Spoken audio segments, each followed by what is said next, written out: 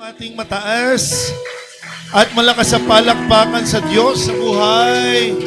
May kasamang sigaw ng papuri. Sabihin natin, thank you, Lord. Louder. Hallelujah. Tayo po ay umuko at manalangin. Panginoon o Diyos, Ikaw po ang maitaas sa aming kalagitnaan. Nire-review po namin anumang espiritu na nagtataas ng personal na or ng kanya sarili at ng mga personal agenda, Panginoon Lord God. Mangyari ang iyong kalooban sa aming kalagitnaan this Wednesday night, Lord God. These nights of fire, you're going to pour out your best to your people and that you are going to consume everything, Lord God, by your Holy Spirit for your glory alone. In the name of the Father and of the Son and the Holy Spirit, Lord God, ano man ang pinanggalingan, ano man ang pinagdadaanan, Lord God, ito po, Panginoon, ay sasagutin mo, ito po ay kakatagpuin mo, Panginoon, sa pamamagitan ng iyong salita. And Lord God, as we admit our nothingness, our shortcomings, our sins, Lord God, we humbly come to you, Lord. Wala kaming maipagmamalaki. Lord God, alam po ninyo kung ano ang aming katatayuan, spiritual. And Lord, each and every one of us, including those who are worshiping with us in the live stream, Lord, we are presenting ourselves as a holy, as a living sacrifice, Panginoon. Hallelujah. Do whatever you want, Lord God. Be pleased in our worship life, Lord God. Hallelujah.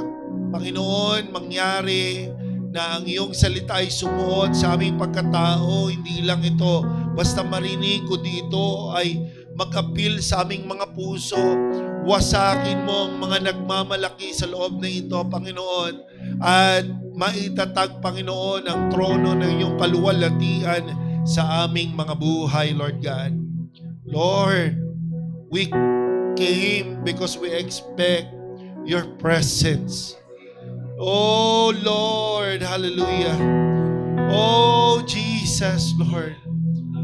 In your name we ask the Holy Spirit's fire, Lord God, sa mga natutulog na Kristiyano, sa mga nawawala, Lord God, in direction, Lord God, towards your kingdom plans, your kingdom advancement, Lord God. Hallelujah. Gisingin mo po kami at hayaan mo, Panginoon. Hallelujah.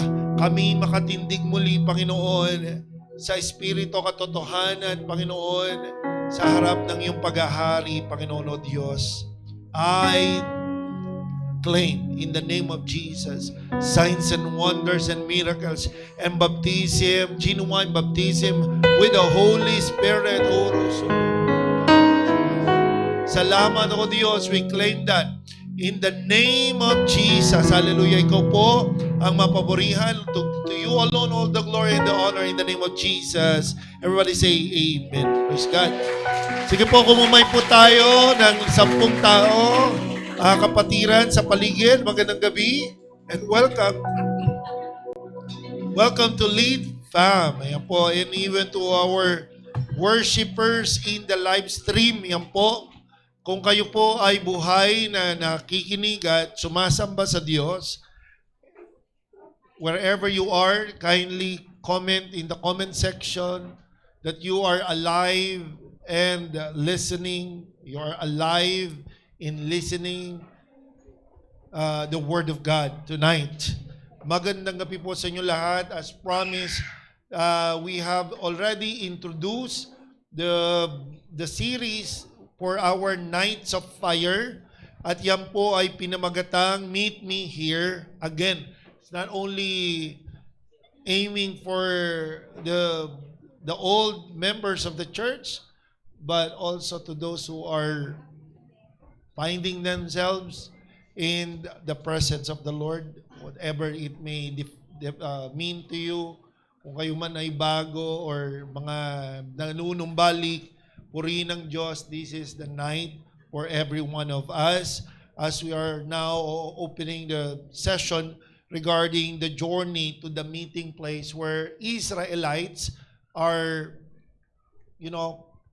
set free by God, not directly to arrive at the destination, which is the promised land, but to meet Him in the wilderness. Everybody say wilderness. And I actually haven't said this to the media personnel. Hebrews chapter 11, can you find that in your Bible? I want us to refer to this in verse 27, Hebrews chapter 11, verse 27.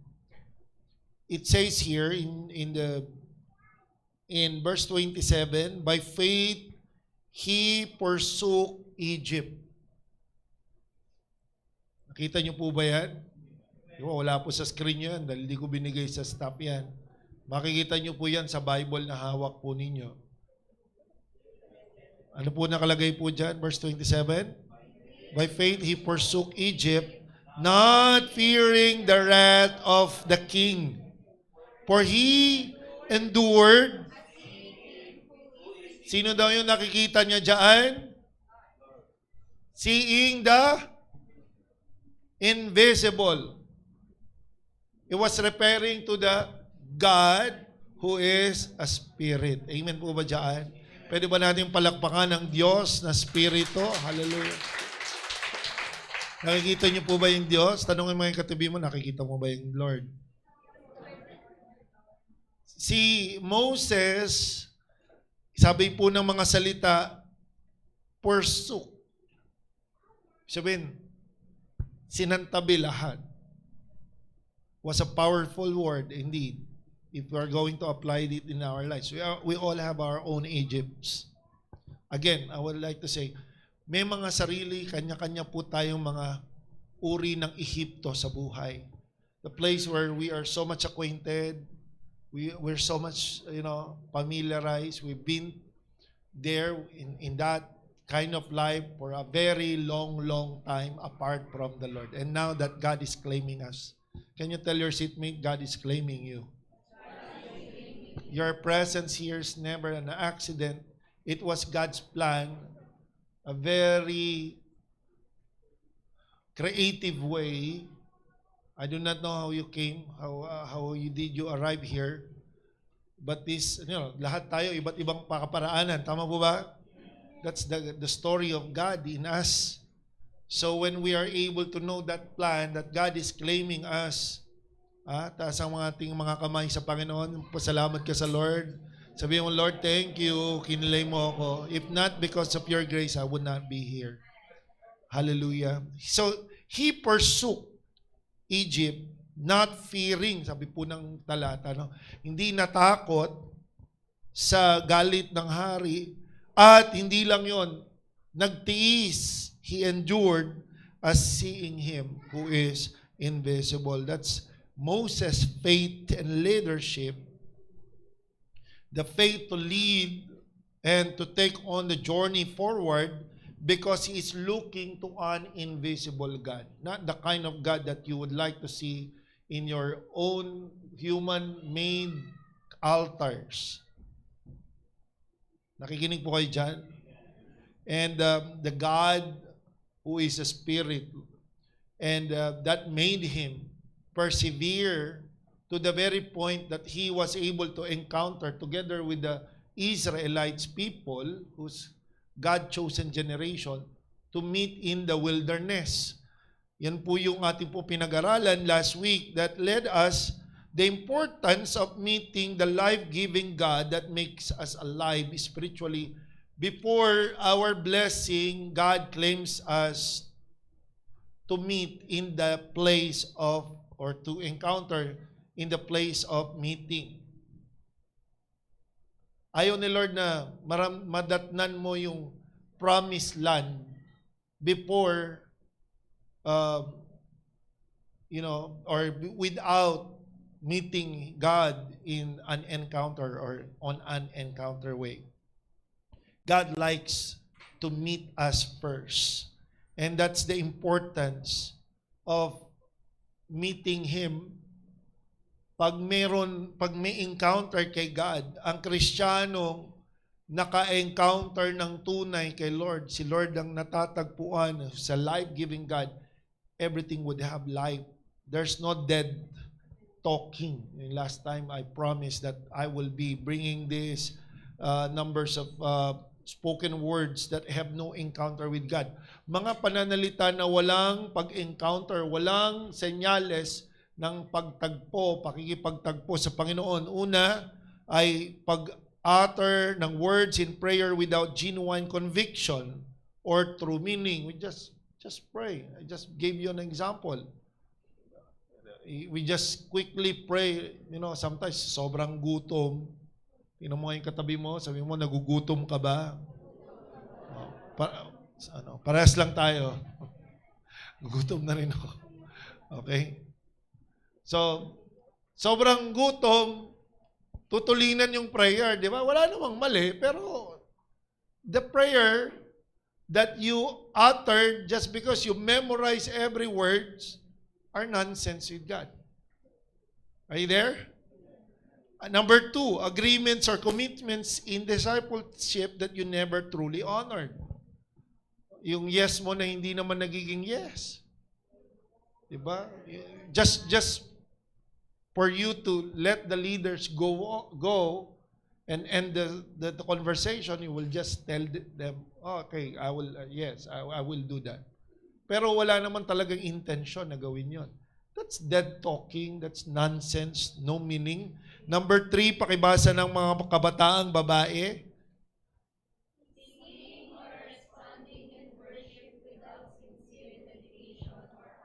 That's religion. We're just singing but no dedication in the heart to God. The very point that you should know it in your language, the song that you are singing, is because you could be led to, you could get yourself into the flow of the meaning nung inaawit. Tama po ba? Tama po ba? At hindi basta pag kanta lamang. Number 4, kabataang lalaki.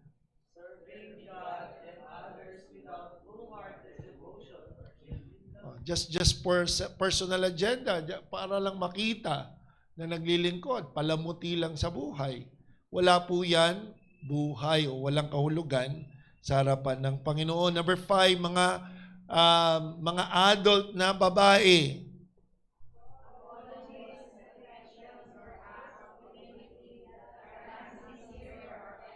Sasabihin na, sorry na nga eh.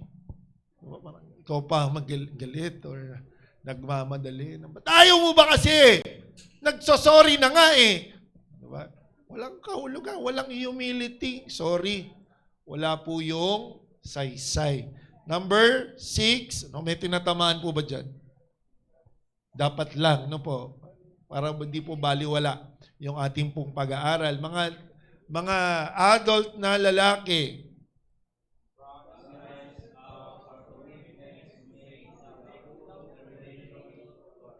susungkitin ko ang buwan at ang mga tala.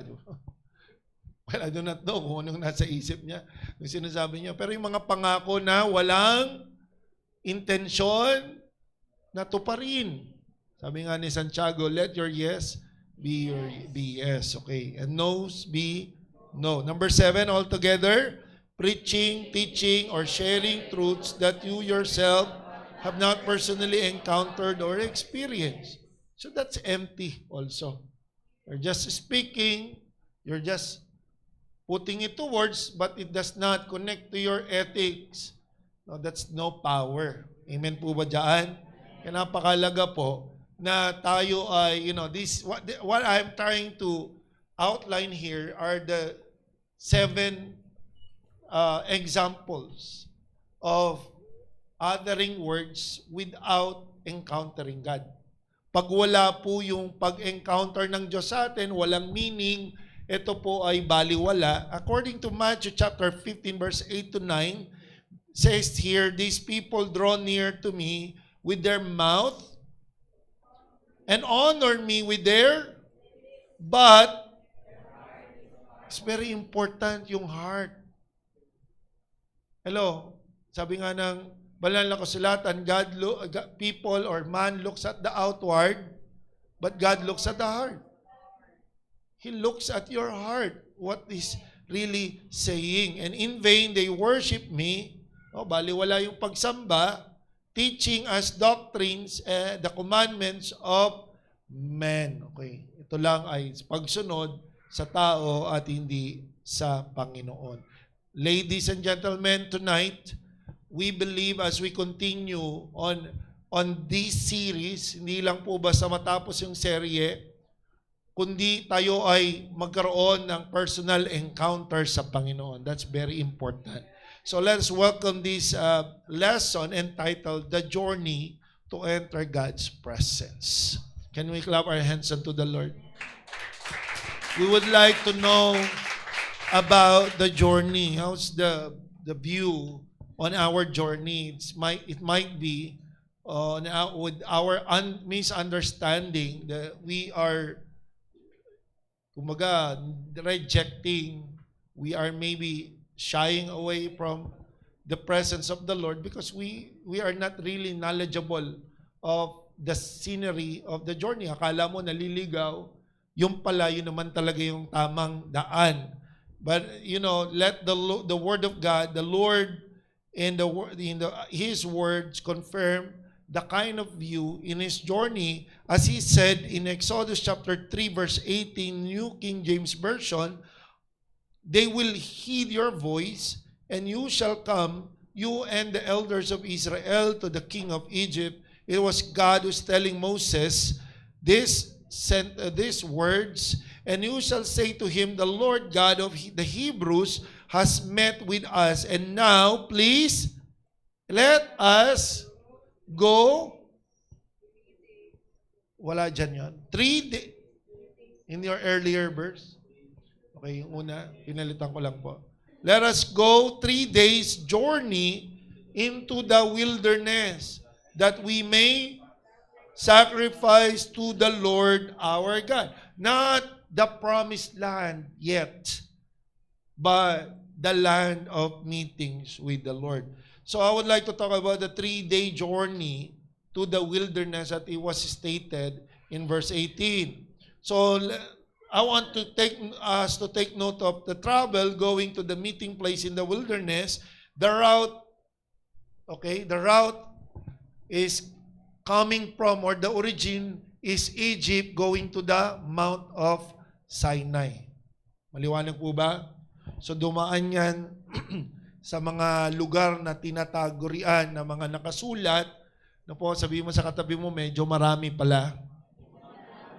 Paano po ba kayo nakarating dito? Saang barangay mo na kayo dumaan? Kung kayo po ay Tagalambakin, dadaan pa kayo sa barangay, sa NLEX muna.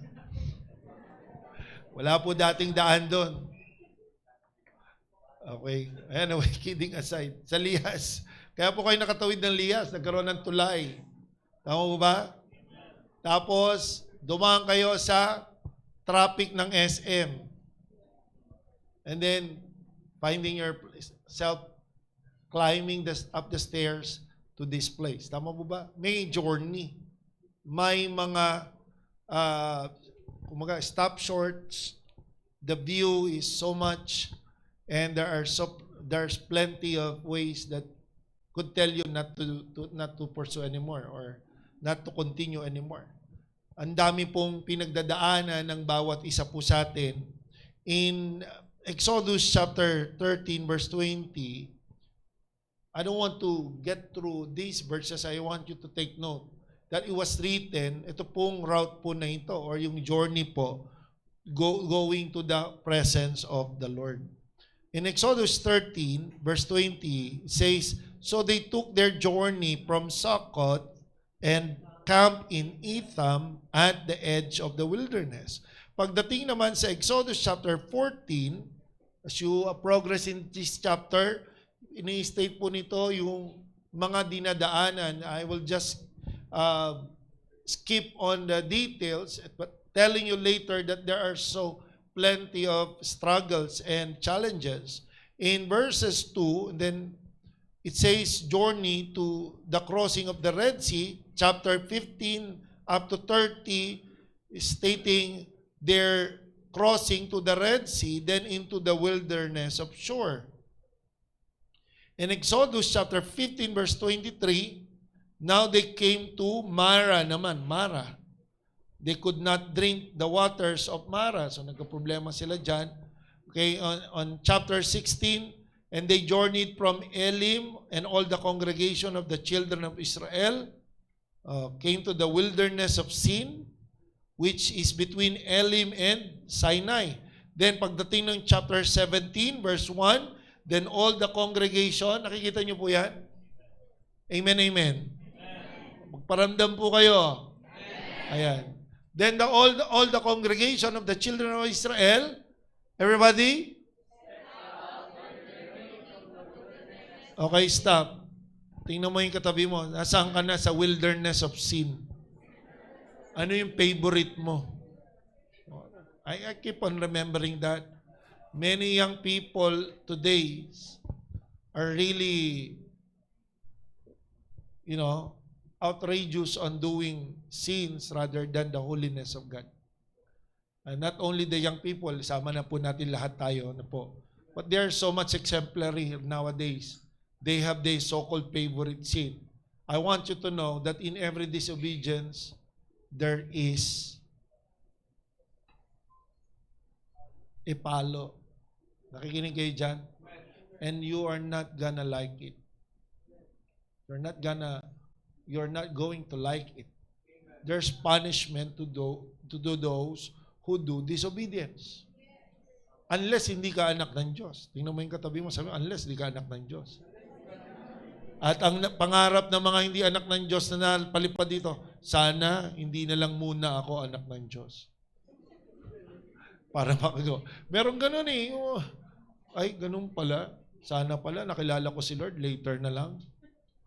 Parang nagsisi ka pang nakilala mo si Lord ng maaga kasi mas gusto mo pang gumawa ng maraming kasalanan. Tingnan mo nga yung mata ng katabi mo. Sabi mo, tumingin ka sa akin. Anong favorite mo? Favorite sin ka pang nalalaman? Ano yun? Ini-enjoy mo yung sin? That's not the language of the people of God. Amen po ba dyan? Pero sometimes in our lives, dumadaan tayo sa wilderness. Kaya nga wilderness eh. Ilang eh. Somewhat a land of the lost. It's very hard to track how you go and forth and back. Seemingly, it's very close for you to get lost. It's not so easy to find your way. Dumaan tayo sa mga panahon na nawala tayo. Or baka meron pa nga ganun hanggang sa ngayon. Since we're multi-aged here, dumadaan tayo sa panahon ng wilderness sa buhay. Amen? Pero I want you to receive the good news. God, it is God's presence that will lead you to His presence. It is also God's presence that will lead you to His presence. Ang naggabay sa bansang Israel para makarating sa presensya niya, yung presensya niya. All the way. And I'm gonna prove it later in our teaching. So po, sa Exodus chapter, continue po natin. According to the commandment of the Lord, and camp in Rephidim, but there was no water for the people to drink. So, ang daming challenges. Exodus chapter 19, verse 1 to 2. Everybody, in the third month,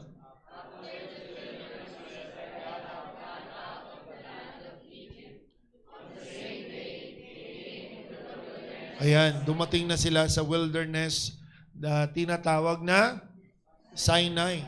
For they had departed from Rephidim, had come to the wilderness of Sinai, and come in the wilderness. So,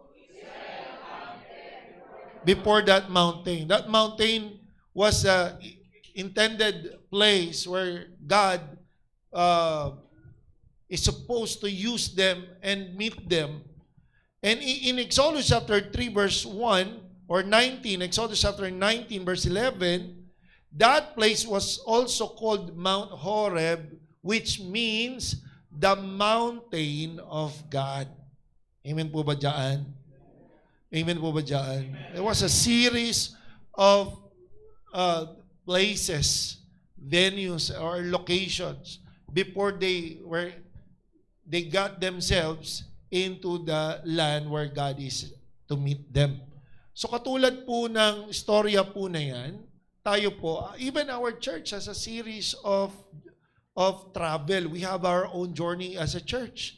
You look at your seatmate, mula ulo. Kaya come on, hanggang pangalang, Diba? Dati wala naman yan, kahit yung ikaw, right? Saan ka na dumating? Anong istorya ng paglalakbay mo? Dumating po ako sa panahon ng DMR. Ako po dumating ako sa panahon ng Mariape. No, kung hindi nyo po alam yung mga binabanggit ko, ibig sabihin, wala ka pa nun. Saan ka na dumating? Dumating po ako sa CNV. Yung mga ano na yan, wording na yan eh. Puro 3 letters ba yan? Kayo Mariape, 4 letters yun. MAPE, DMR, CNB. Tapos ito, Marcel na to. Ramsel pa. Ramsel po to. Ramsel. Puro mga building po yan. Mga iba't ibang location. Pero bago tayo nakarating sa Ramsel, nagpunta muna tayo sa iba't ibang wilderness ng basketball court. Sino po yung kasama sa mga wilderness na yan? Purihin ng Diyos, palakpakan natin ang Panginoon. May nakagat ng aso. Totoo. May mga nakagat ng aso. May mga nag-away, may mga pamilya na dating hindi sumasamba dahil doon na-assign sa basketball court na yun, doon nakabalik sa Panginoon. Amen po ba?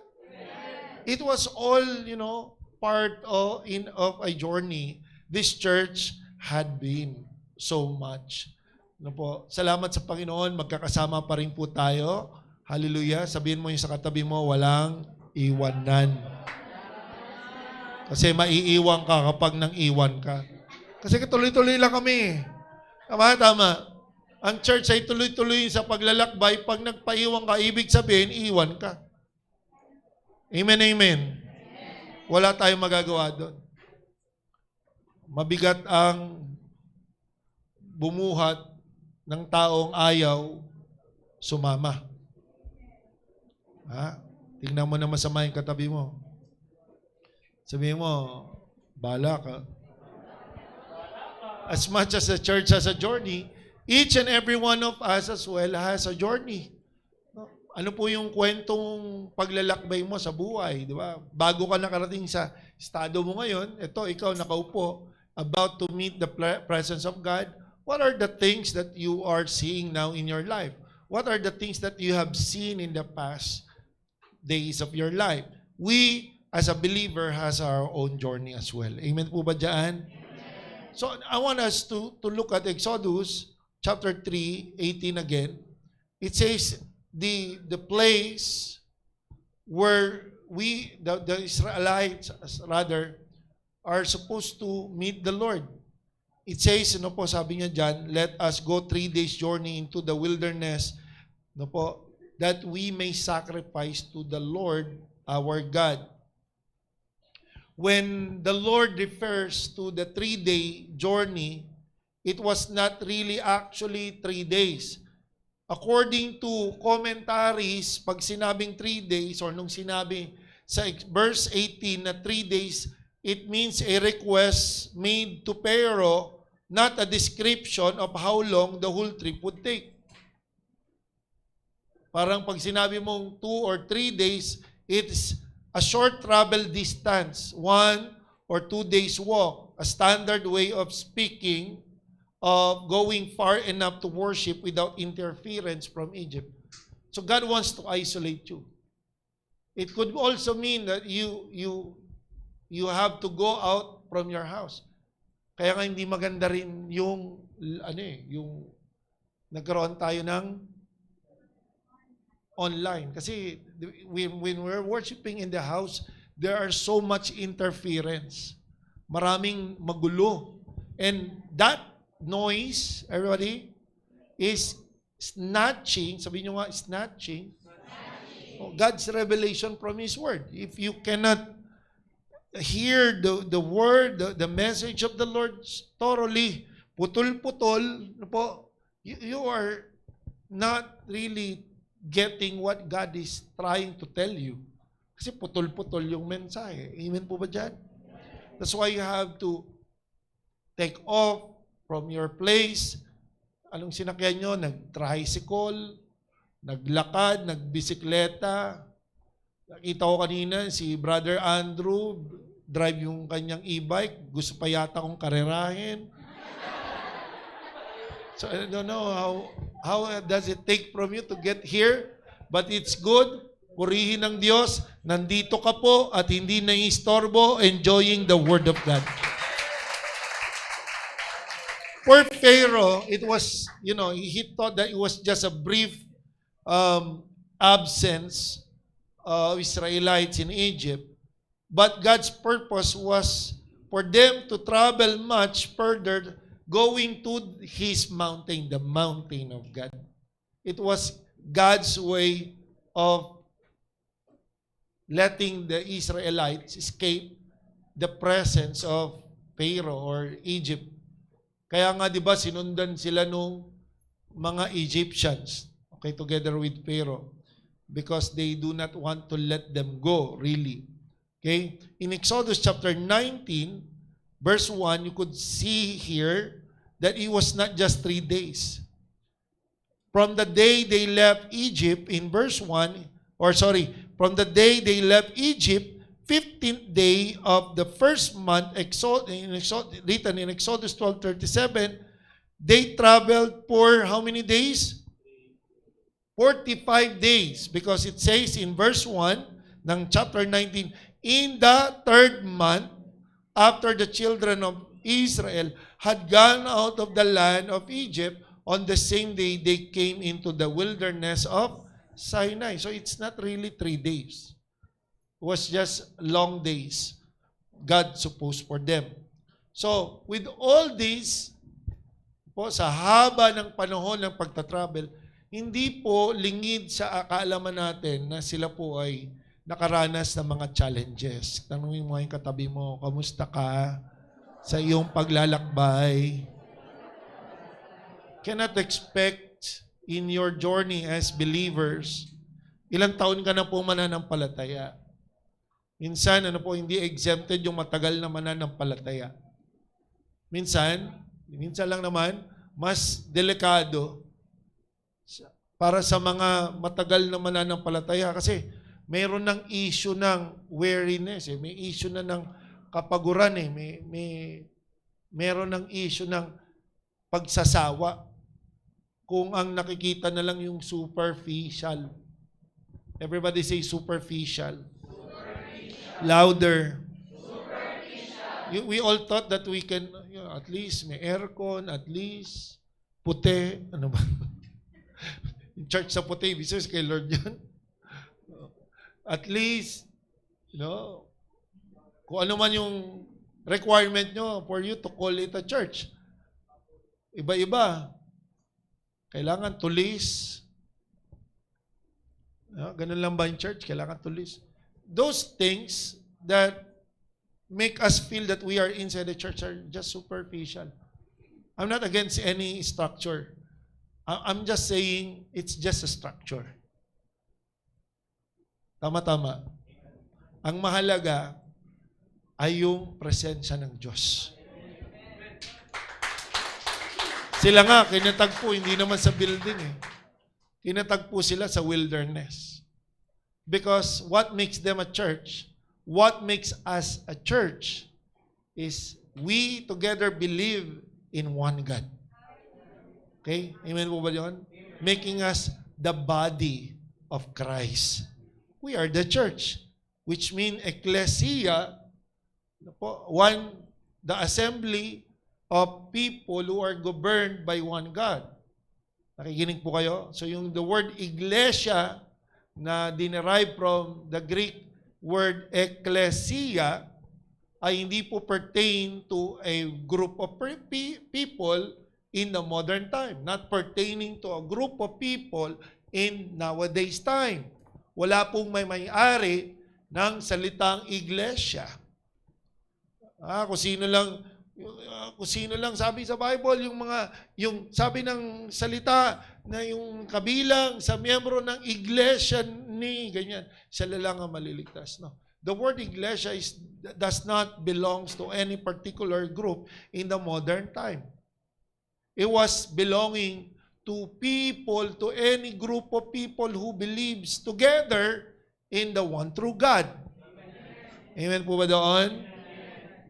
So together, we all know that when we are believers from the darkness of sin, we are redeemed by our Savior Lord Jesus to the light of His truth. So somebody is going to really get angry.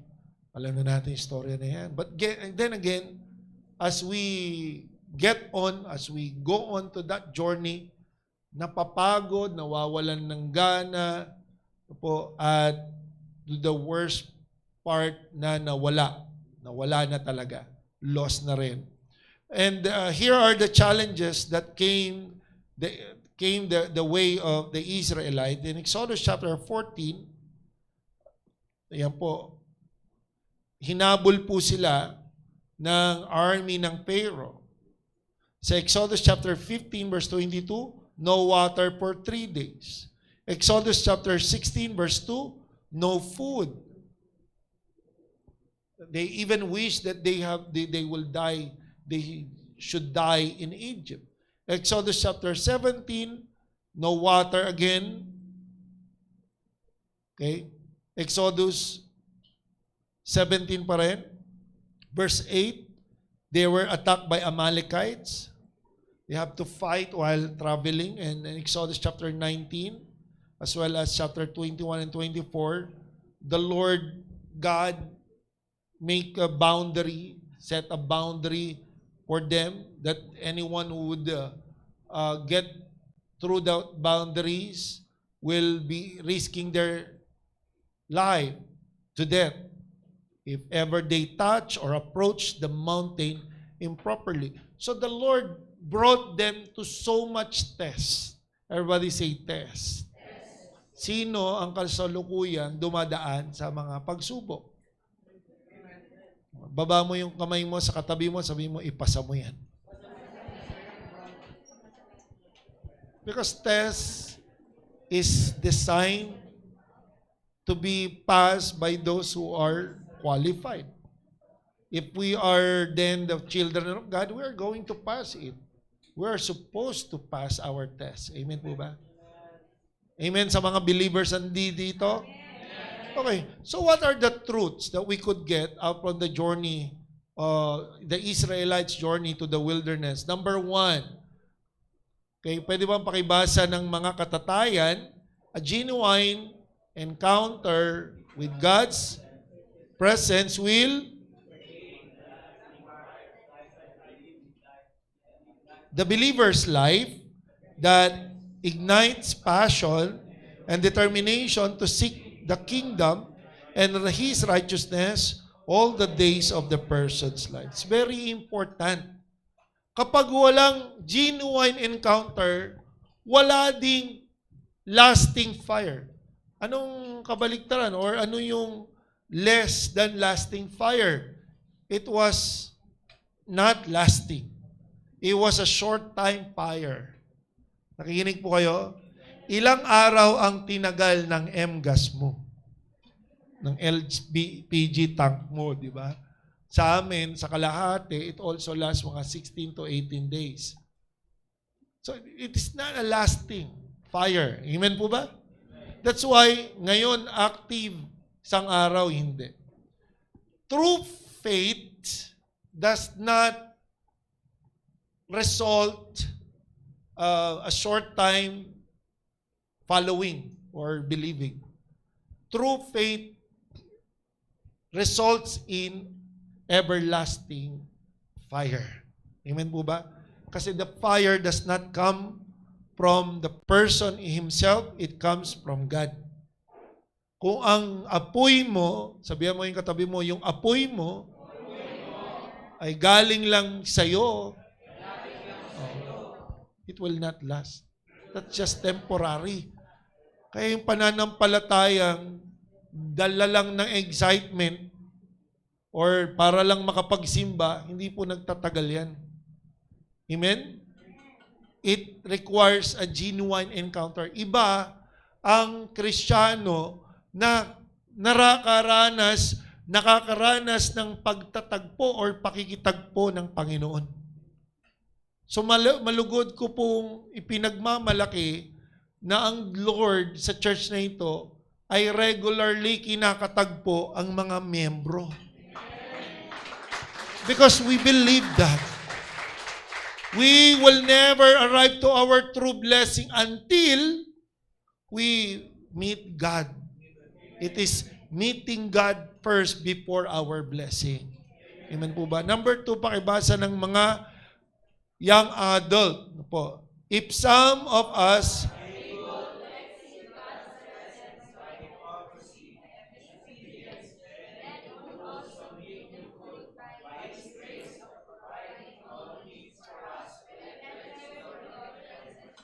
kung yung iba nakakaalis, no, lumalabas sa presensya ng Diyos, ibig sabihin pwede ka pumasok. The presence of God, somewhat, somehow, is a location. It's a spiritual location. Are you there? The grace, yung grasya sa presensya ng Panginoon, He provides the meeting place. Are you there? Without the meeting place that God will provide, there's no encounter. Hello? It was God's provision for us. It was God's provisions first for us to encounter His presence. Kung wala yung presensya ng Lord, kung wala yung place of worship, kung wala pong pagkakataon, wala pong encounter. It was first His doing before ours. So now, the second would be how we would enter. Some people leave that place, but some people enter the presence of God. So mamili ka lang, aalis o papasok. Taas ang kamay ng papasok sa presensya ng Diyos. Okay, number 3, mga kabataan, without an encounter with God, from ourselves through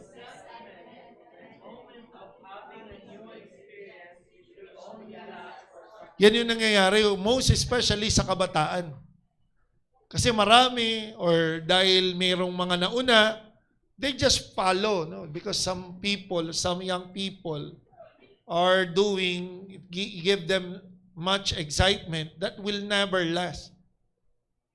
Are you there?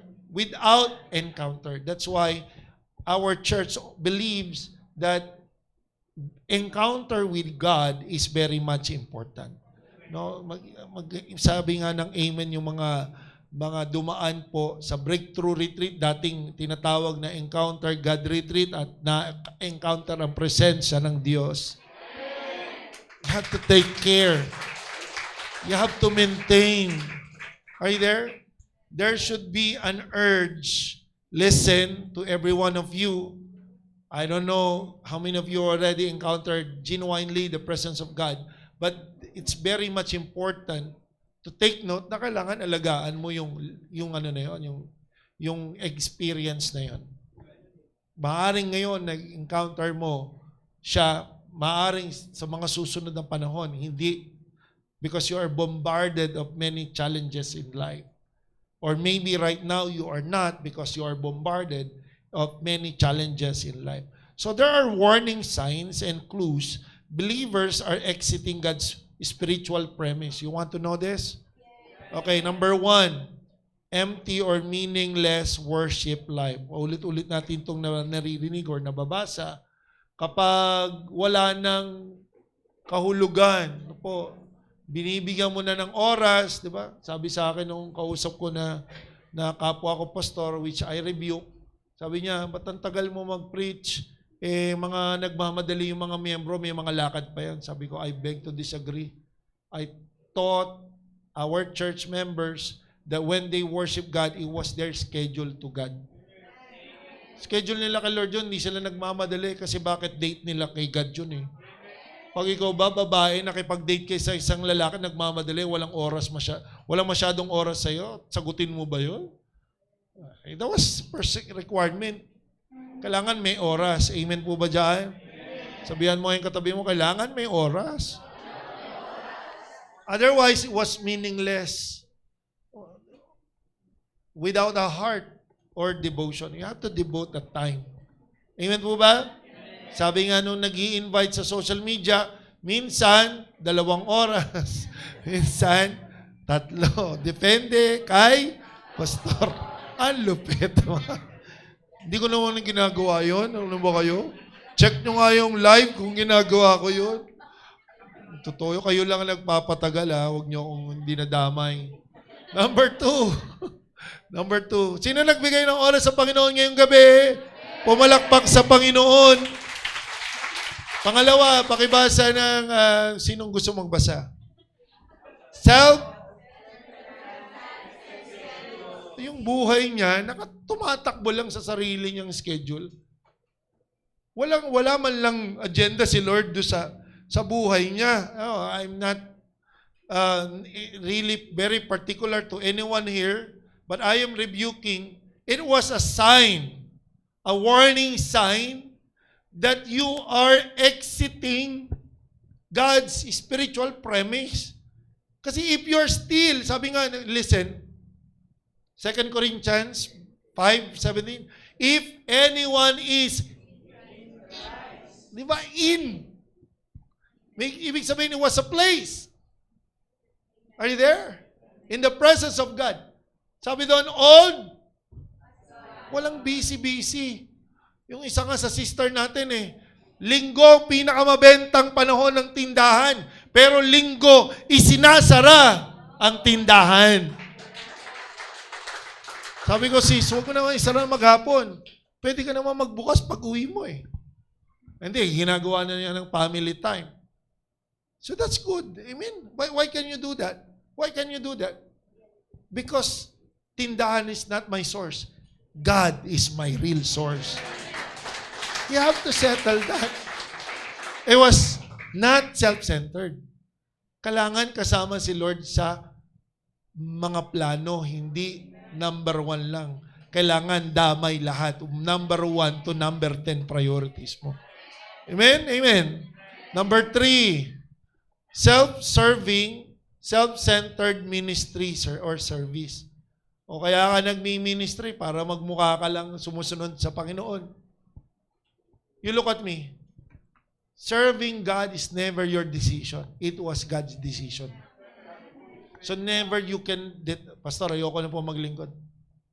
Who told you you can depart, you can exit that easily? It was God's decision.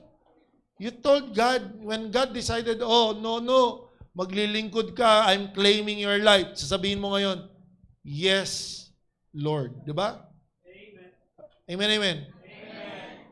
Inawit nyo pa ngayon, sabi nyo, yes, Lord, yes, Lord, yes. Diba? Ano pa, para saan to, di ba? Ibig sabihin, buong puso. Sino nagsabi sa'yo, aalis ka sa paglilingkod? Until the Lord said yes also. Ibig sabihin, pwede ba yung pastor, mag-yes si Lord, naalis ka sa ministry? Yes, ililipat ka niya sa mas mahirap. Tanungin mo yung katabi mo, sino nagsabi sa'yo? It was self-centered. Amen, amen. Naku, parang di nyo ata magugustuhan yung mga sinasabi ko rito. Again, 2 Corinthians 5:17. If anyone is in Christ. If you are in Christ, how would you told it to the Lord? Lord, di mo na kita paglilingkuran tinatamad kasi ako Sige, payag ako. Baka tamarin nga lang din akong bigyan ka ng oxygen Ilang segundo bago bumalik yung hininga mo. Minsan tinitingnan yung mga anak ko kung pag humihinga kung ilang segundo bago. Naku, hindi na bumabalik. Sabi mo katayo, relax ka lang. Pag may plano pa si Lord sa buhay niyan, kahit ayaw mo, mabubuhay. Totoo po yun. Ilang beses ako muntik mamatay. Diyan sa may banga, sa lugar nila, toll tax na yan. Nilasing-lasing ako, tapos nung dinikitan ako nung girlfriend niya, Walang magagawa ko. Ba't parang hindi yata maganda tawa ng mga nasa kaliwa ko? Hindi nakita na ko, hindi naman ako yung dumikit. Wala talagang gigil na gigil sila sa akin Biro mo, may hawak silang tubo, may chain sila, may balis. Sabi ko, taga lang, isa-isa pa lang niya, patay na ako Pero pag may plano si Lord sa'yo, di ba? Amen? Tingnan mo yung katabi mo. Hindi dahil masamang damo, May plano si God. At pumalakpak ang mga masaya sa katotohanan na yan. Kasali si Lord sa desisyon. Who made that decision? He was just self-centered. Number 4, pakibasa ng mga babae na nag-eedad 30 hanggang 35. Wala, trip ko lang. Hayaan nyo ba? Bakit? Ready, get, set, go. Walang may edad. 35 pababa. Ayaw magpabisto. Marami palang sinungaling sa ganong edad. Praise the Lord. Conditional and selective love. Tanungin ko kayo, lahat ba ka-close nyo rito? Ay, bakit hindi? Namimili lang kayo.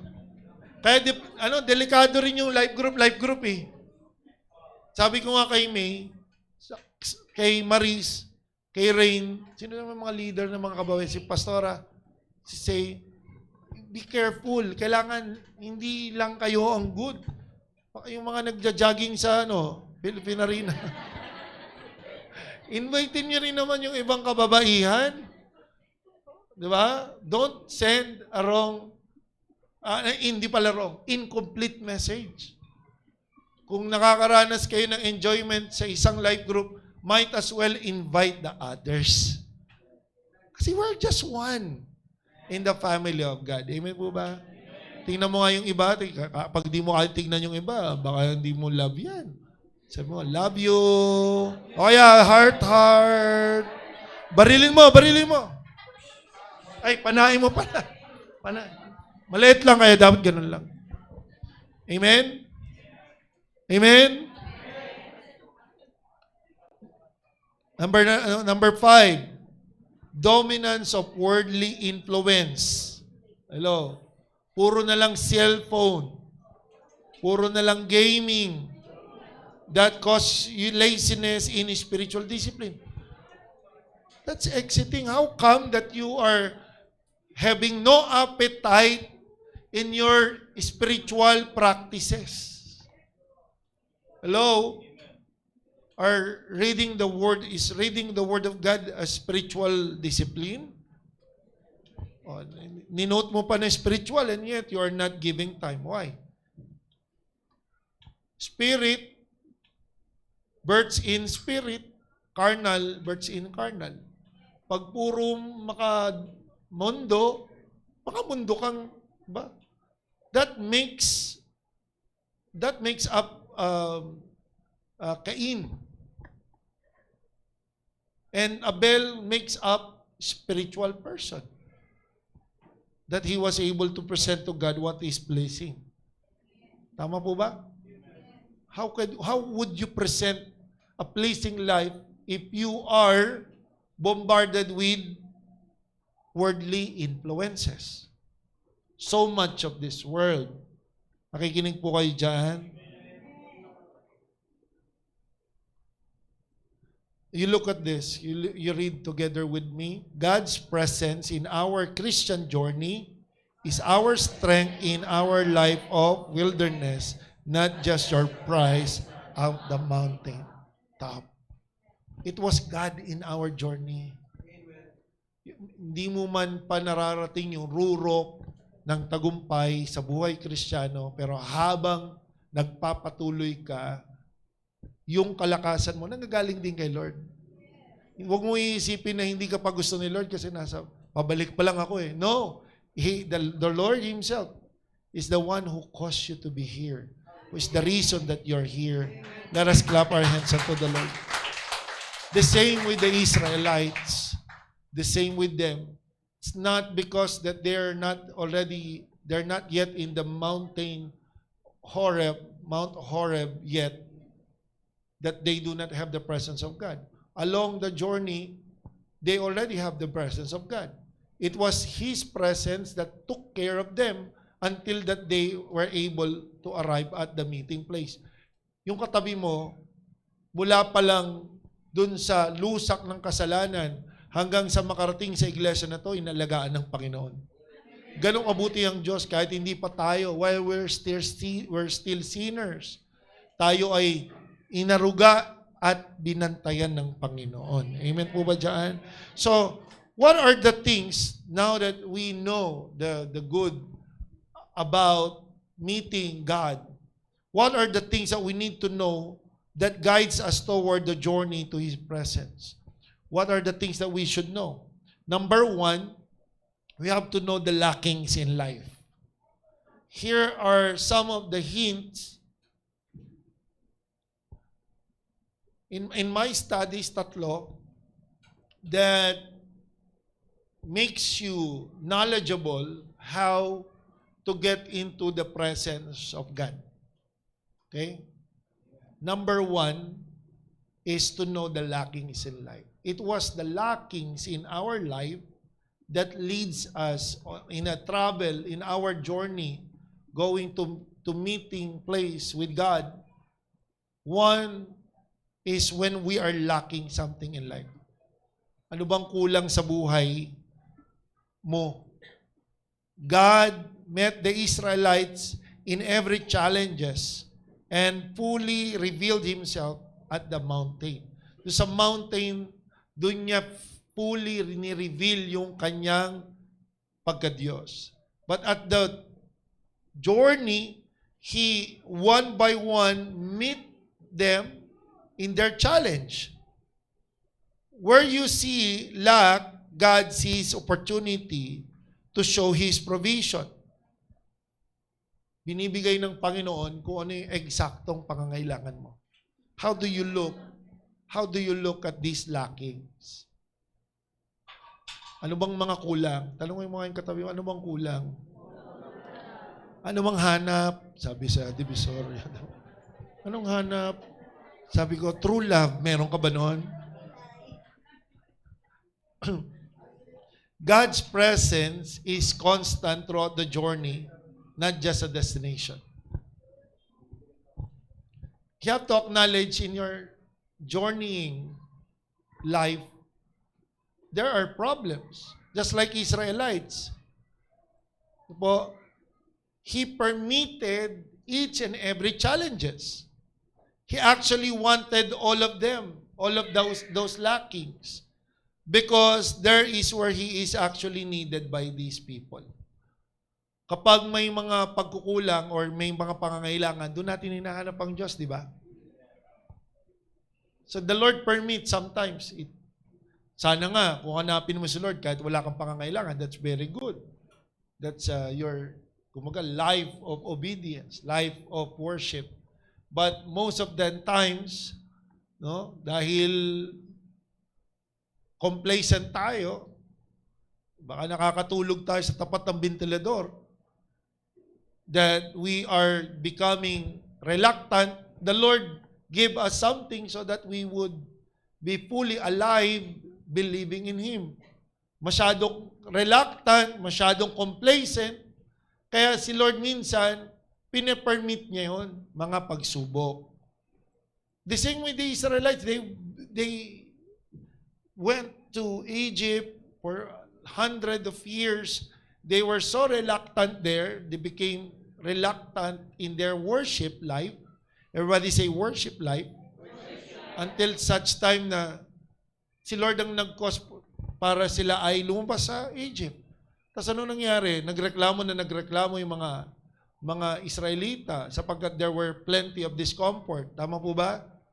It was the Lord who taught them that in each and every lackings, the Lord will provide. Because God is training them as much as He would like to train us to be dependent on Him fully.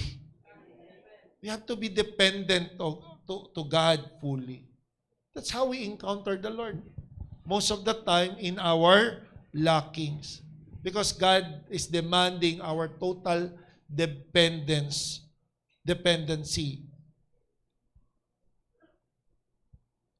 Hallelujah. You look at this picture.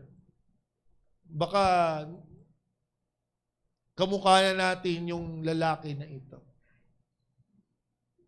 Okay, that experience spiritual obesity.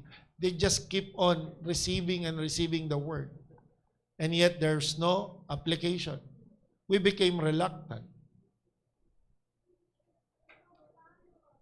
Ang tawag nga ng iba dyan, spiritual inflation, according to the name written below. Gather ng gather, tanggap ng tanggap. Amen ba? Namatay yung isang script. Tanggap ng tanggap ng Word of God, and yet there's no application. So, the Lord permits some opportunity for us to show if we really believe. When we know what is now lacking in our life, makes an opportunity to rely on God. Kamusta po tayo kapag tayo ay tumatanggap ng Word of God? Pag reluctant tayo sa pagsunod, the Lord will permit opportunities for us to apply those learnings. Ang tawag natin doon, encounter with God. How do you look at these situations? You look when we look at Exodus chapter 13, verse 21 to 22, and the Lord went before them by the day in a pillar of cloud to lead the way, and by night in a pillar of fire to give them light, so as to go by day and night. He did not take away the pillar of cloud by day or pillar of fire by night from before the people. So for the lack of guidance in the morning sa Israelita, ang pinrovide ni Lord ay pillar of cloud. Lack of guidance in evening, pillar of fire. Lack of food, He provided manna and quails. Lack of water, He provided sweet water. They did not meet God in the destination, yet they already encounter His presence in the journey. The same with us. Sino po may problema? That is an opportunity to encounter God. You have to know what lack in you today. Talungin mo yung katabi mo, anong kulang sa buhay mo ngayon? That is where God meets you. Number 2. That's number 1. Ano po? Ano yung number 1? Okay. What is your lackings in life? Number 2 is know the process and procedures. Ito pong mga binabanggit ko, ito po yung learning. Ano po? We extract the practicality of the passages. Ano po yung iuwi natin? Bukod dun sa, you have to know the lackings in your life as a form of opportunity to meet God. This one is second, knowing the process and procedures. Are there processes or procedures that you are required to undergo? Ang tawag mo doon, delay. Patagal lang yan eh. Kaya tayo, nagbabayad tayo, ano po, para lang wag dumaan eh. Kaya nangyayari dun sa mga driver na ayaw dumaan sa tamang proseso, makakuha lang ng driver's license. Tawag sa kanila ay kamote driver. Mga kamote talaga eh. Why? Because they did not go to process and procedure. Before reaching Mount Sinai or Mount Horeb, God commanded them to consecrate themselves and set boundaries around the mountain for 3 days before He would appear. Biro mo, nandun na sila sa Mount Sinai. Nakarating na sila dun sa meeting place. Are you listening? And yet, di mo na sila inalaw. It was instructed for them to consecrate or maglinis for 3 days. Maligo. Sabi dyan, maligo. Tingnan mo yung katabi mo, naligo ka ba bago pumarito? Oh, kaya pala hindi mo ma-meet si Lord, yung presensya niya. Hindi ka naligo. Oh, it was because it's written here. Exodus chapter 19 verse 10 to 12. Pakibasa ng lahat. Then the Lord said to Moses, "Go to the people."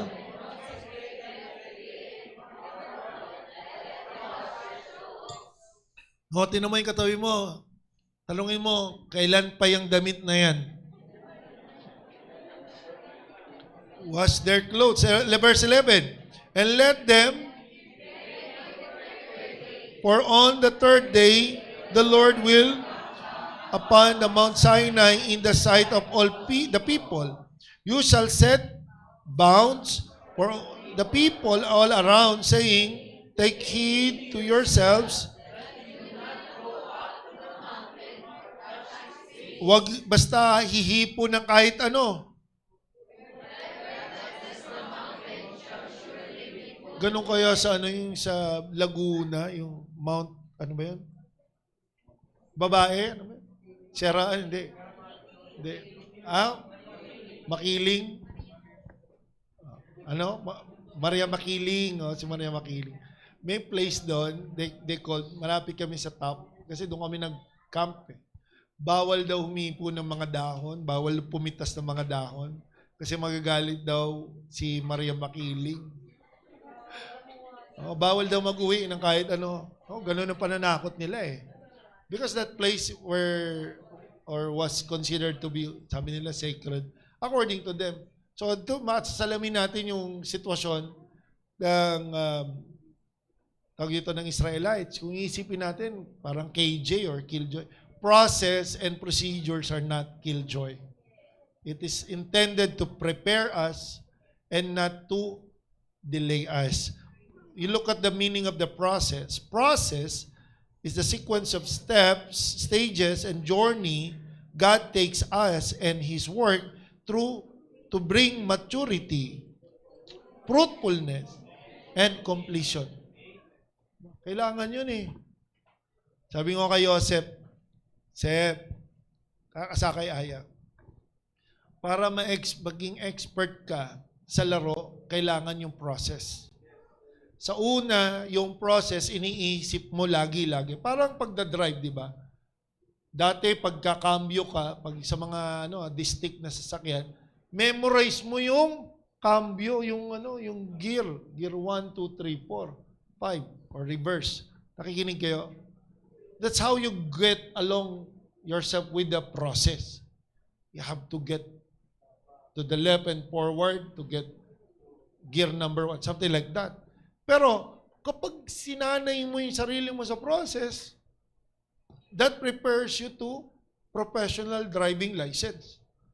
Nakikinig kayo? Hindi mo na iniisip yung galaw.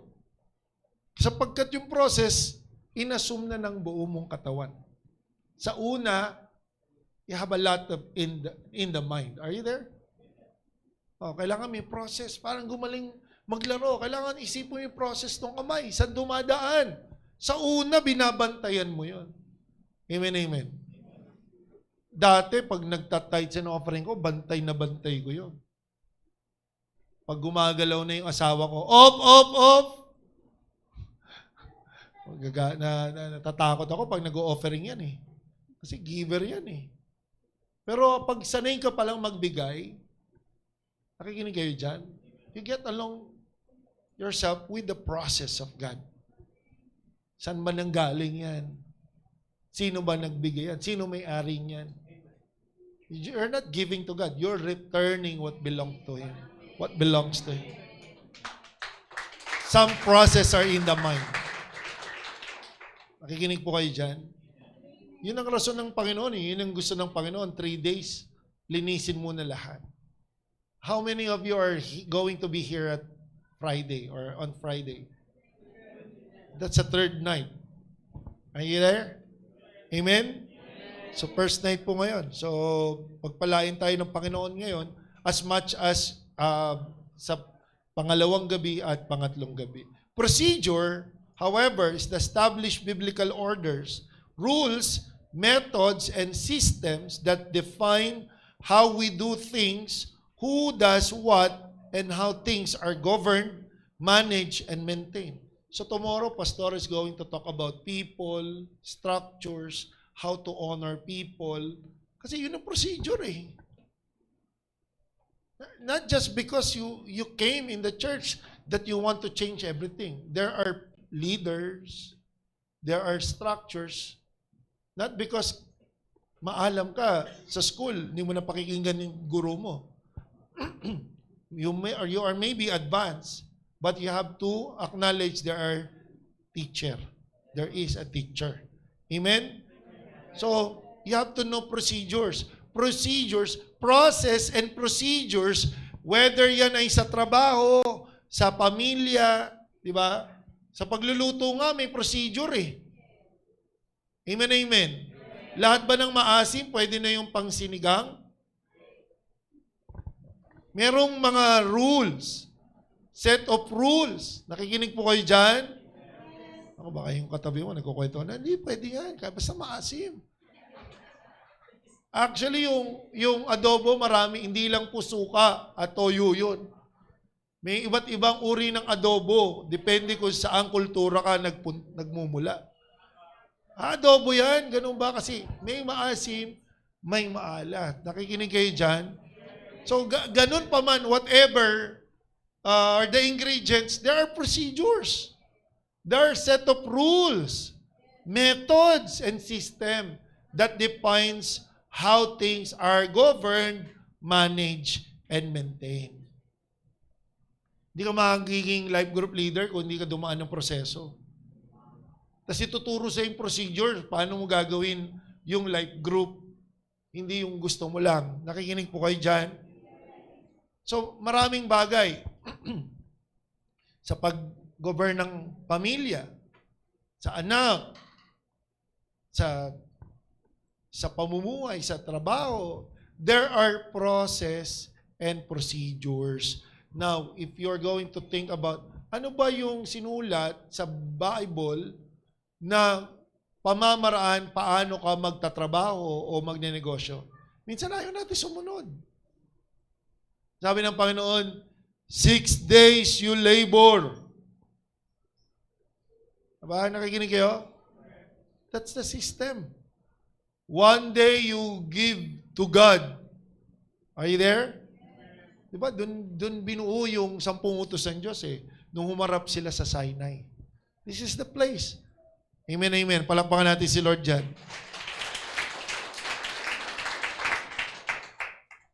You look at this message, we quit and abandon ministries, not because we lack anointing, vision, or passion, but because we lack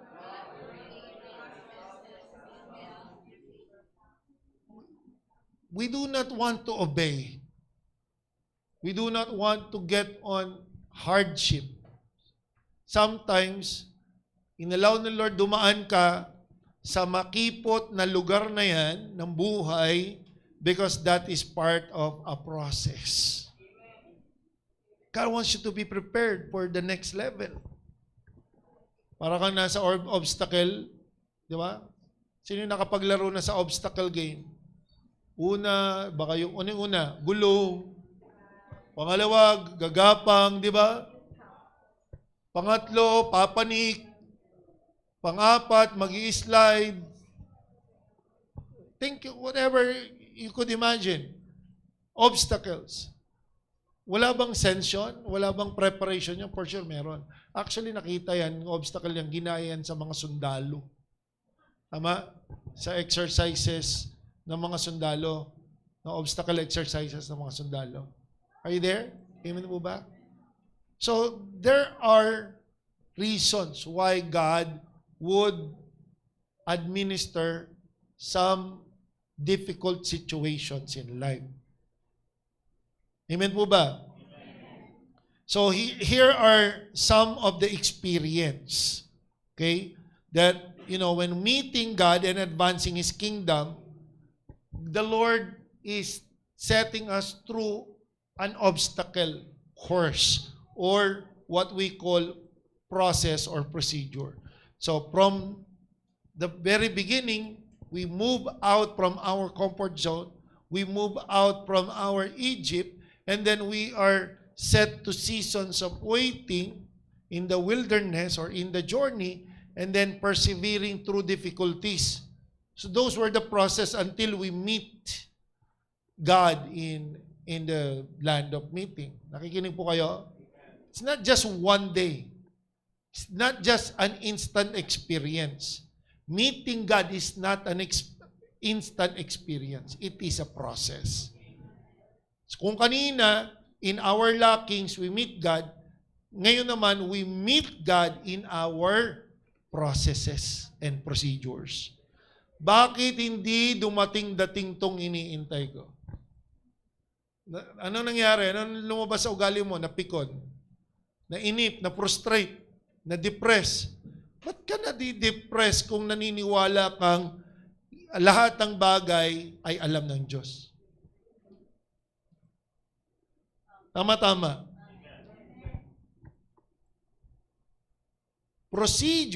Process and procedures are God-instituted series of events that shape you to encounter God and advance His kingdom. All of those delays, as you may call it, are all part of God's way to shape us. Tama? Katulad na nitong pinaka-popular na naririnig natin. When God says yes, when God said yes to our prayers, it is His provision. But when God said no to it, it is His protection. Our God is into our daily lives and not apart from it. And He knows exactly what we needed. So why depress? There's no actually depression when you believe in God. If you believe in God, there's depression to those who do not trust in the Lord. But to those who trust in God, there is no anxiety disorder. There's no depression. Because we do not lean on our own understanding. We just trust in the Lord. Number 3 and the last, we have to know the language of heaven. Okay? Third thing, very importantly as we encounter the Lord. Ang sabi na Exodus chapter 20 verse 22, Then the Lord said to Moses, Thus you shall say to the children of Israel, You have seen that I have talked with you from heaven. Si Lord nakipag-usap mula sa kalangitan. Psalms 119 verse 89, Forever, O Lord, your word is settled in heaven. There's God's way of communication, both man to God and God to man. Exodus chapter 20 verse 18 to 21, tingnan niyo po itong communication ni God. Listen. Now all the people witnessed the thunderings, the lightning flashes, and the sound of trumpet, and the mountain smoking. And when the people saw it, everybody? Natakot sila. Right? Tama po ba? Teka lang, di ba dapat ini-expect nila yon? What did they expect? They all set out to meet God, and now that they're in front of the mountain, they were afraid. Are you there? Asa na po tayo?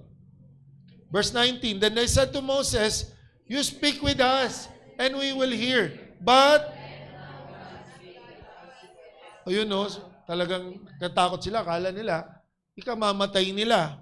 And Moses said to the people, Do not fear, for God has come to test you, and that His fear may be before you, so that,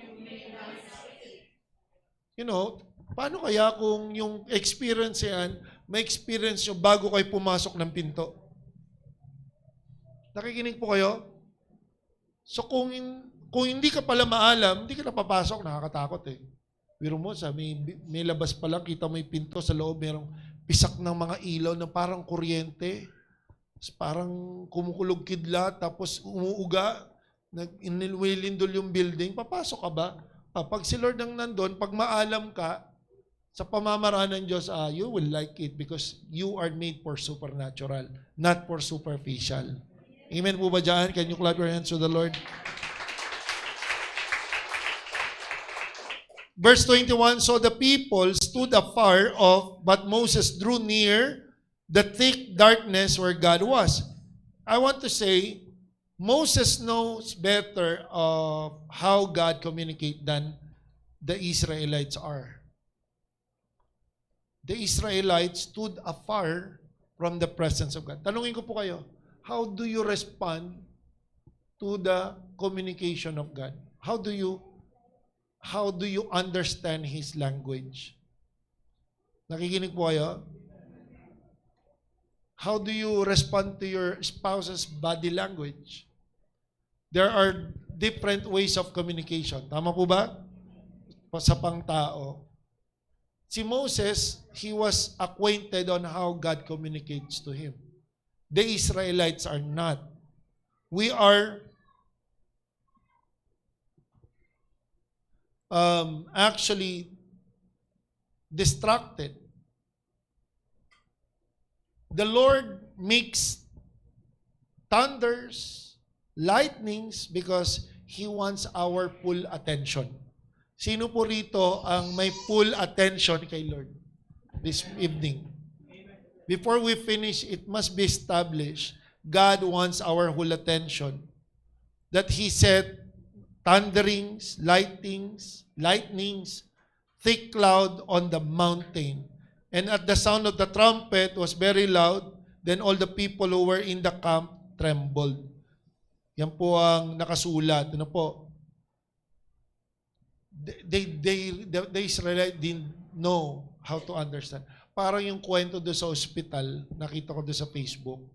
There's a patient with severe sickness that was put to emergency after hearing dalawang Pinay nag-uusap. Nabasa niyo ba yun? These two Pinays came from Visayan region. And it made that patient too worried that his or her vitals drop and the doctor were called. Ngayon, nung pagkatapos na may revive yung babae, yung pasyente, the hospital banned the Filipino-Visayan language in that hospital. Why?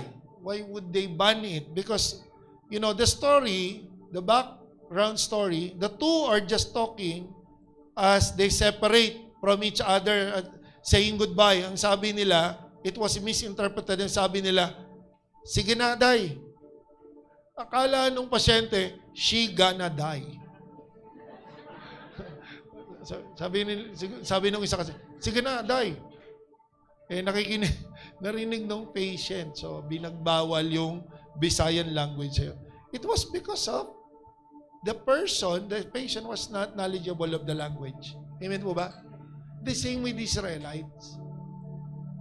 Just because they do not know how God communicates, natakot sila. You look at this picture. Ayan na, Sister Clark. Church without the Holy Spirit becomes routine instead of encounter. You just come in and get out. What makes every attendance so exciting is the work, it's the move of the Holy Spirit. And lack of knowledge of God makes our relationship with Him shallow. Diyan, bumababaw yung relasyon. That makes us live easily and deceive, or it leaves us easily deceived and causes us to be intimidated and readily accept anything that tries to take His place. Madali tayong bumitaw kapag wala tayong experience sa presensya ng Diyos. Sabi nung Facebook warriors, listen, yung speaking in tongues sa mga Pentecostal, demonic yan eh. Easily for you to say because you did not experience.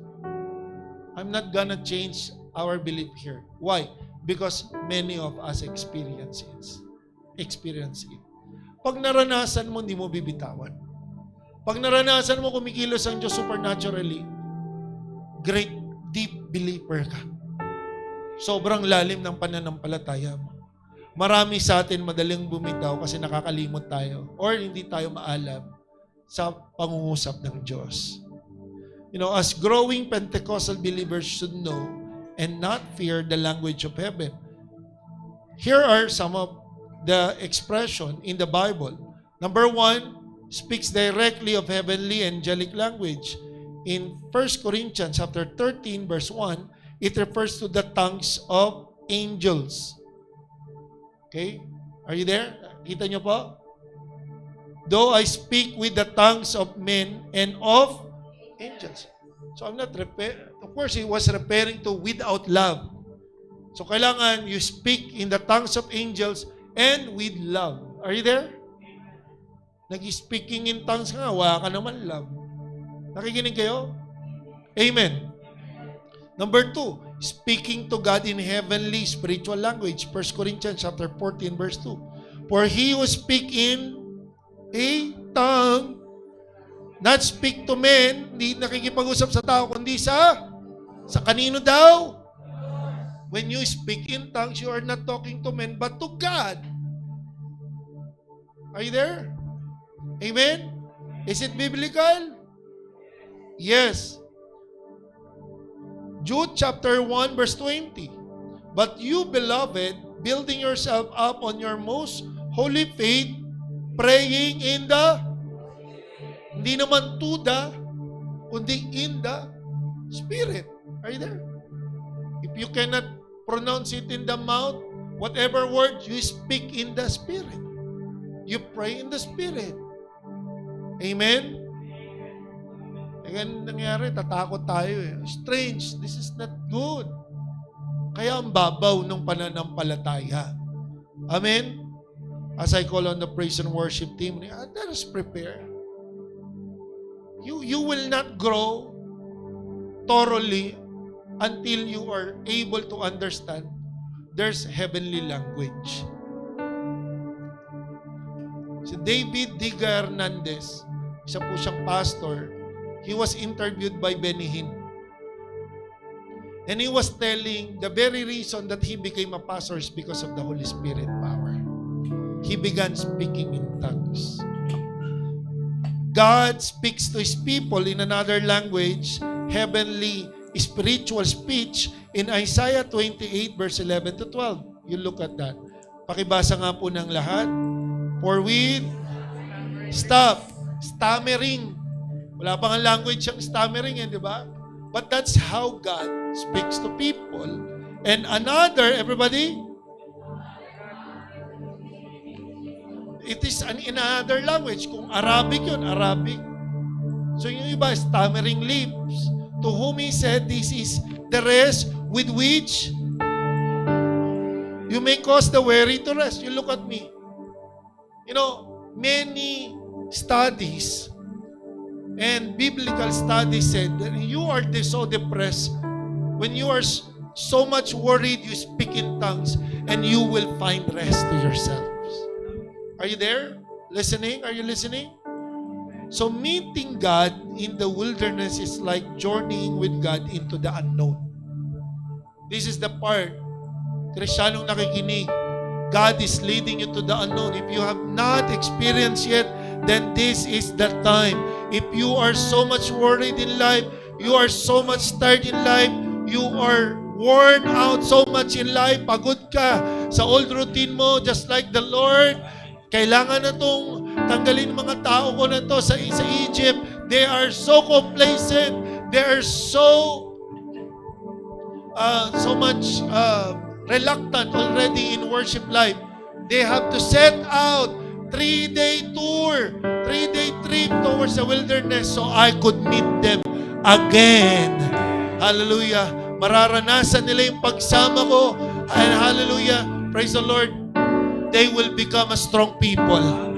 They will build up a nation that will be feared by many nations. Hallelujah. 1 Corinthians chapter 14 verse 21 to 22. This is where I'm going to end. Basahin po natin ang may banal na takot sa Diyos. In the law, it is written, with men and other lips I will speak to these people. And yet, for all that they will not hear me, says the Lord. Therefore, para kanino? To the unbelievers. But prophesying is for unbelievers. It's not for unbelievers, but for those who believe. So there are two kinds of tongues mentioned here. The tongues that has no prophecy, it is for unbelievers. So that you would know that there is a God, hallelujah, who speak to His people. Are you there? Prophecy is for the believers. So whether ano man po doon ang ibigay, that's very sure it comes from God. Hallelujah. I want you to bow your heads. Hindi ko po alam kung ano po ipigil sa inyo. But here's the thing. The Lord told me, Pastor Chris, if you want to let these people become deep in me, they have to encounter me. And right here, right now, in your first night in the Lord, in this fire night, let the Lord introduce to you the kind of God the Israelite encountered in the mountain of God, the Mount Horeb. Hallelujah. Tumunog ang kulog, naglabasan ang mga kidlat, bumaba ang mga ulap, nanginig ang bundok. Matatakot ka ba? This is what you have waited. This is what you have wanted. You needed this, people of the Lord. The more you get intimate with the Lord, our God, the more you get confident in life. The very reason that you are reluctant, the very reason you keep on sinning is because you do not fear the supernatural God.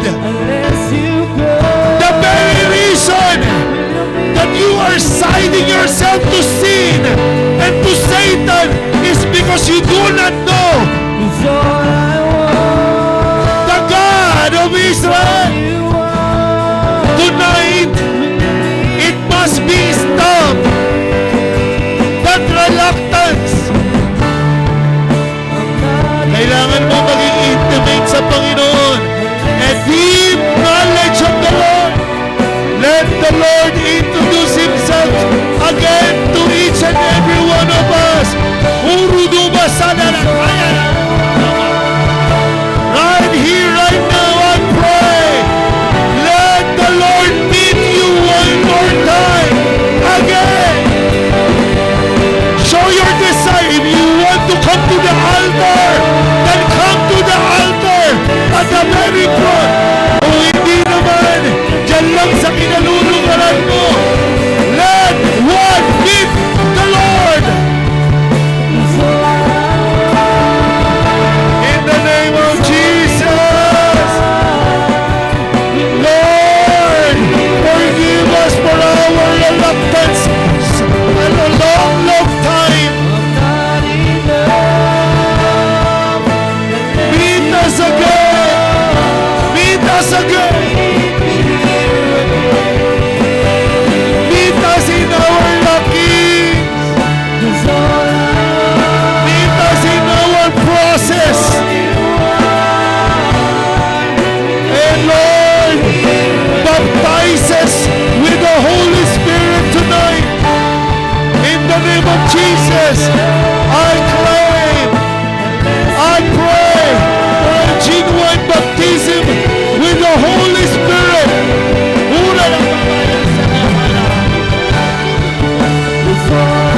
Jesus, we speak the heavenly language again.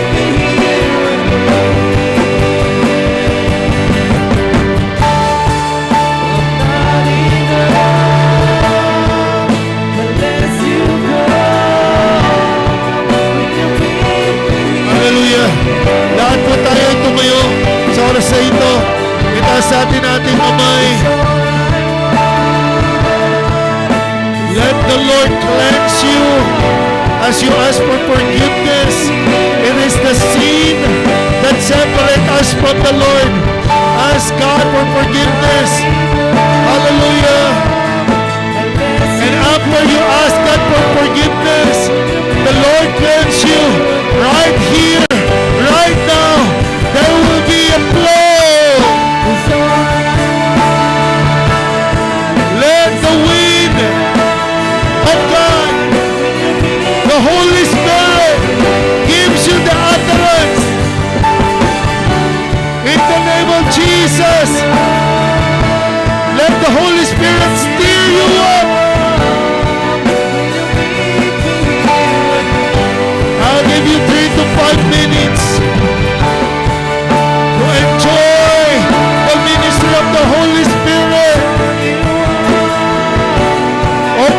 that mount. Hindi mo mararanasan kung nakatahimik ka lang. Hindi ito ang tamang oras ng pananahimik.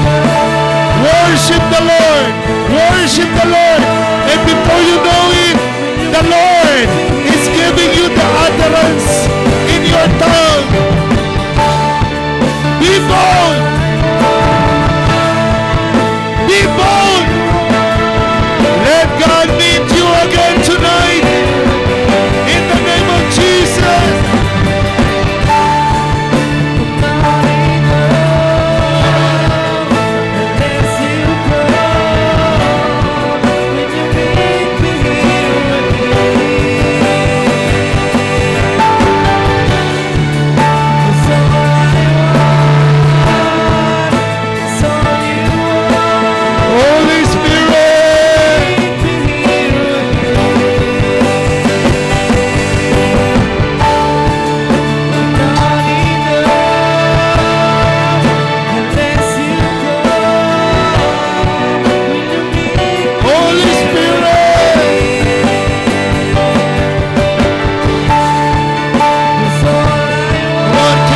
Worshiping God.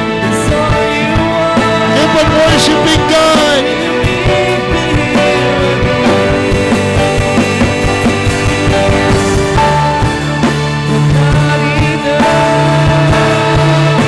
Exercise your giftings.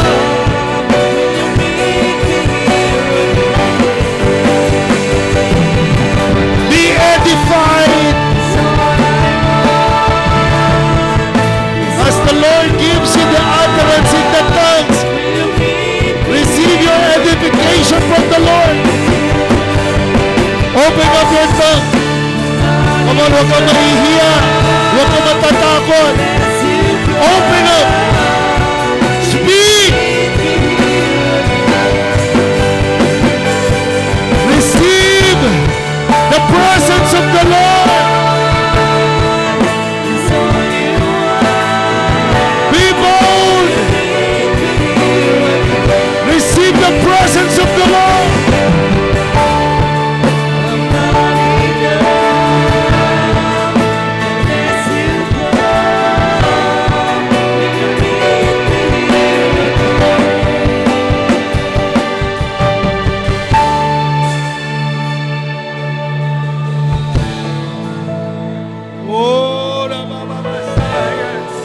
Be bold, Pentecostal Christians. Open up your mouth for the last minute. Come on. Even to those who are in the live worship, be bold. Let the Holy Spirit teach you.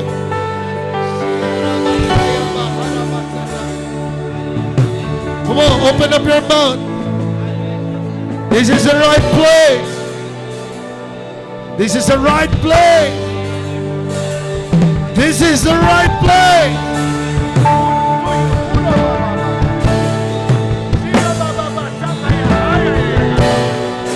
Come on.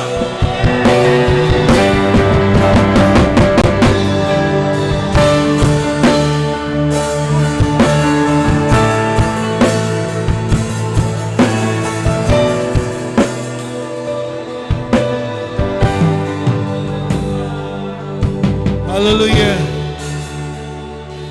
For many, many times, we become reluctant and complacent. Should know the Holy Spirit is giving us the initial evidence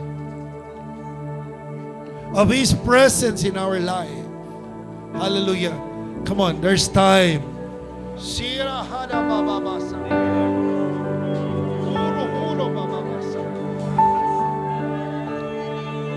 Be edified.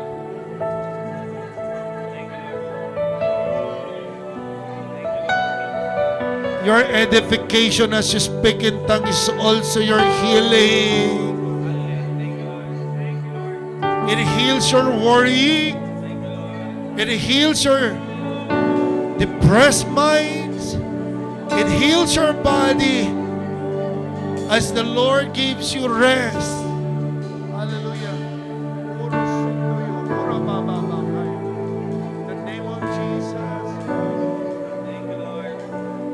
Hallelujah. Thank you, Lord.